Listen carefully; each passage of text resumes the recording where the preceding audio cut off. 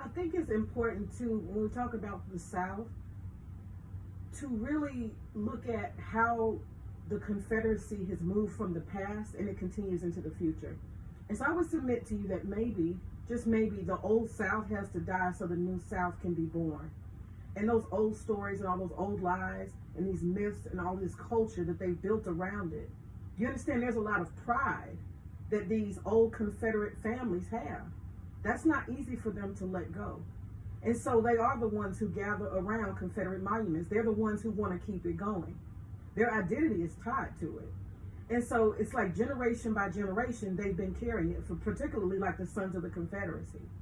So part of it is education. We have to look at the propaganda that was created, right? And then we have to dispel the myths. So one of the things that we were looking at in Stone Mountain, they have slave cabins sitting there, like it's some kind of, amusement park, and a plantation house, which has, burned down recently in the past year on its own.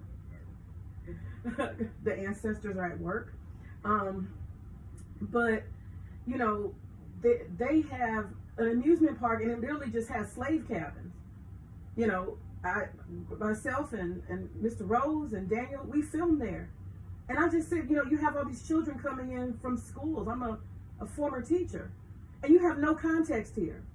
First of all, this stuff is not even historically from here. None of this. They brought all these, these buildings and plantation house and slave cabins. They brought it in to create a false plantation. You understand? So those are the type of things that we want to educate people about. That if you're gonna have it there, you should at least have had it in context. But now that we're really getting down to it, it doesn't belong here. This is a natural park for Earth, and it was Native American before they came and made it a racist monument. Let's take it back to the Earth. And that's the goal. This has nothing to do with the Confederacy, and this is funded by the state of Georgia, our taxpayers, our black dollars, our community dollars. All Georgians are paying for this racist monument to continue. It needs to stop. And this is the problem of the South. We have the government that is in bed with the Confederacy. Slavery and the old South, and a lot of people think it's over. It's not over. The state of Georgia even has license plates that they promote for the Sons of the Confederacy. They raise $1 million a year. This is the state doing this.